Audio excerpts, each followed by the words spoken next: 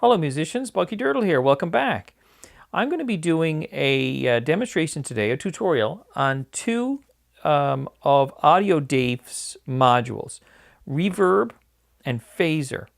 Now I'm going to be going through some of the details on both of these and how they can be used. And I would encourage you, of course, to do some of your own experimentation. I'm sure you'll come up with real unique ways that you could use these modules, and I'd love for you to share that with us too in the comments. So the first thing we'll do is we'll start with Reverb, and this one's up here. Now, again, before we get started, I want to tell you that all of the cables and components are up here on the board. These are things you're going to need. These are nothing to be afraid of. They're very straightforward. So I'm going to go through quickly how I have this wired up for the Reverb demonstration. First thing is, I have our audio interface here on the far right, and that's just connected to my computers left and right, 1 and 2. Okay, that's what these two outputs are. And my VC mixer is right here. It's outputting from my VC mixer. And there's a tutorial on both of these components here as well. I can control the volume of my what's going to my computer speakers by controlling this pot here on the VC mixer. Now, my reverb unit is right here. And you can see that I'm coming out of my reverb unit and going into my channel 1. And before coming into my reverb unit is a drum synthesizer that I like. This is by Volt. It's called Trummer 2. I like this one. It's a nice, simple drum synthesizer. You should get this one. It's a great unit. Coming out of there into the in of the reverb. Okay. Now what's triggering the Trummer 2 drum synthesizer is my Sequence 3. This is my step sequencer, and I have just 2 gates open on this, so we're just going to hear bump and bump, those 2. Nothing fancy. And I come from my gate right here on the the step sequencer into the gate on my Trummer 2. That's how we're going to demonstrate the reverb. Okay, so let's just have a quick little look. I'm going to click Run on my sequencer. And no sound yet because I don't have the volume turned up on channel 1. Now you can hear I have just a very basic drum sound happening here, nothing fancy. Let's look at the reverb. We have 2 dials on reverb. We have time and dry wet. So let's do the dry wet first. Okay, I'm going to turn my volume up a little bit here. I'm going to turn up the dry wet. You're hearing something, aren't you? Just some changes. Now let me turn this in the middle, and now let's try our time.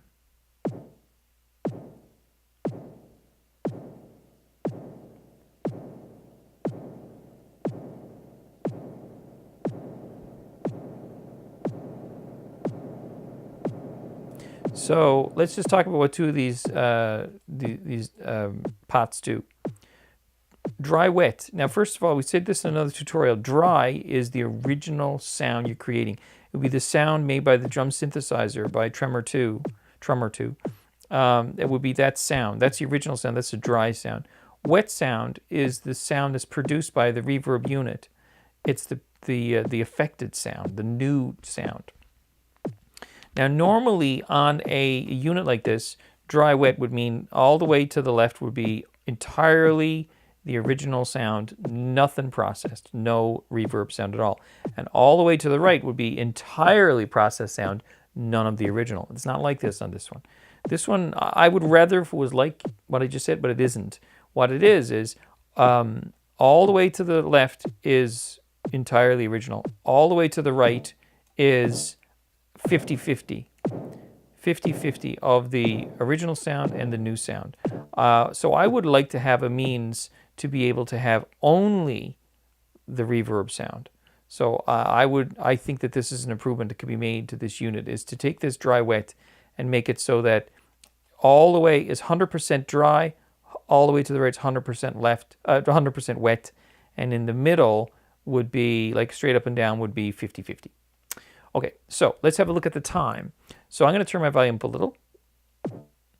Now the time is how long it takes for our reverb sound to decay away.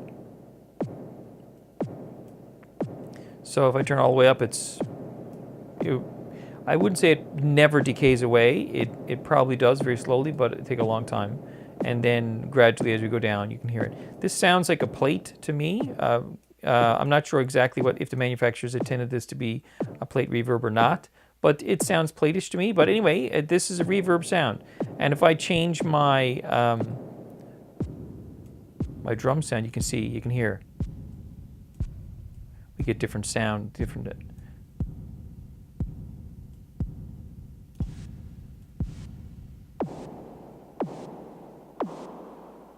So there you go. You can play with that yourself. It's a very cool little simple reverb unit. It's a lot of fun to play with. It's great to put a little bit of texture to some of your sounds you're creating. So there you go. That's the reverb unit of made by Autodafe. I hope I'm pronouncing that correctly. Phaser is the next one. It's down here. This is our phaser unit. Now let's have a look at how we wired this one up. Let's go from reverse. I have my audio interface, as you saw, and my mixer right here, and we have our phaser unit connected to the in on channel 2 right here. Now, we're going in, let me change the color of this guy.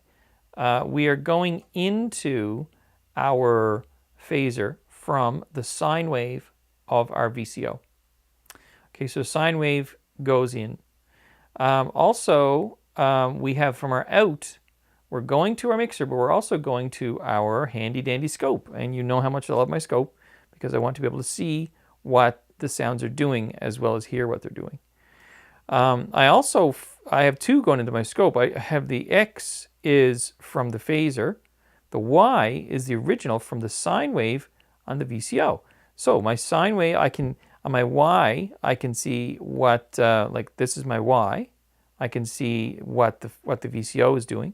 And my X, I can see what the phaser is doing. So I put both in together, there you go. So now what I can do is I can show you on the scope what the original sound is and what the phaser is doing to it and what it's producing. So we can compare the two. And let me just show you really quickly. If I change this, you'll see some things start to change. You can see that. See that? So the pink is the original sine wave, and the blue is the new signal created by the phaser. Okay, let's have a listen to what phaser does. This is my sine wave. Let's turn this up a little.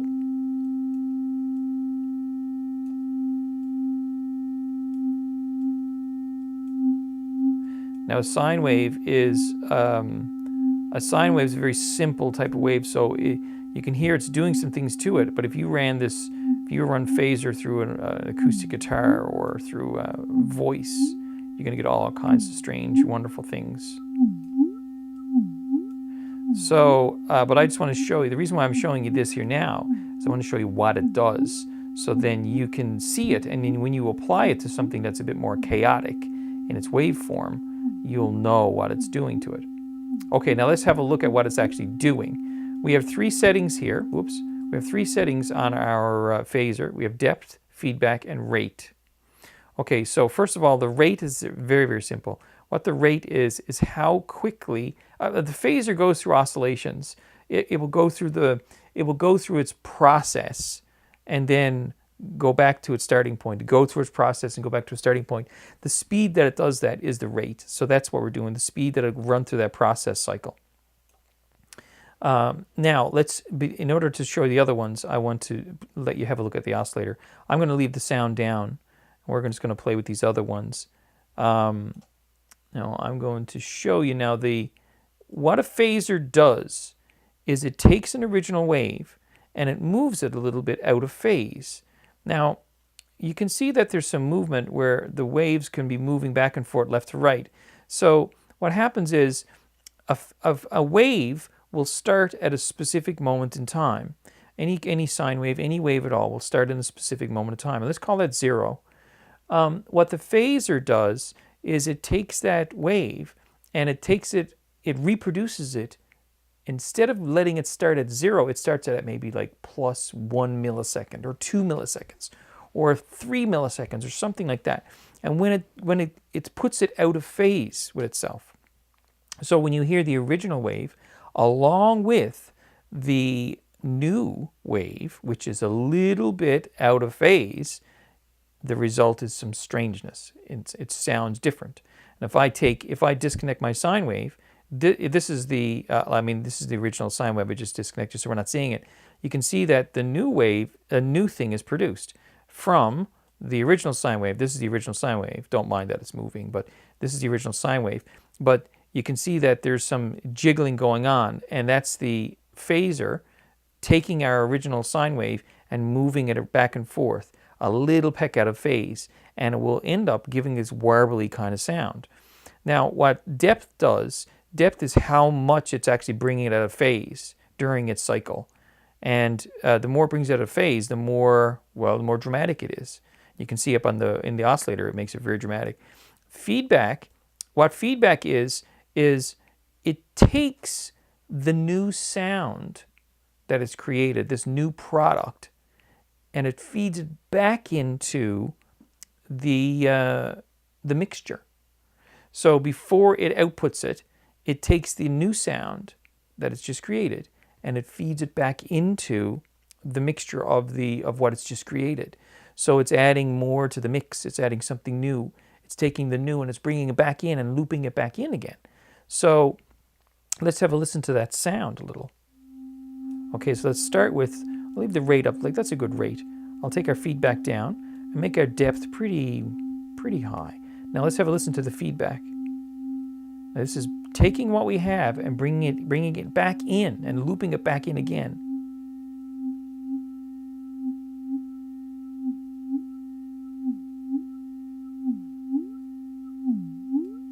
You can hear there are more harmonics. So you take that down.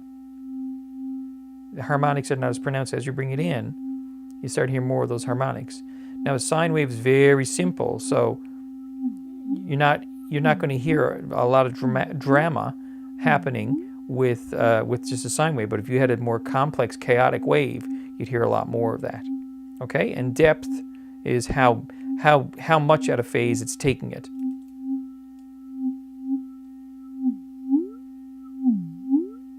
So you can get that warbly kind of sound. And again, if you take any chaotic sound, acoustic guitar, or maybe some noise or a drum sound like we had from our trummer, and you put those kinds of sounds into it,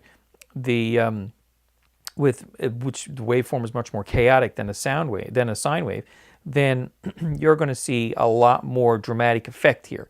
But my purpose in this is just to show you the comparison for what's happening in a sine wave, what's happening with these different variables. So there you go, rate, feedback, depth, phaser. And this is all produced by Autodafe.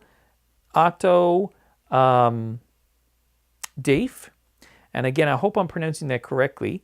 And Autodafe has created a lot of really interesting modules. You can see some of my other tutorials on them.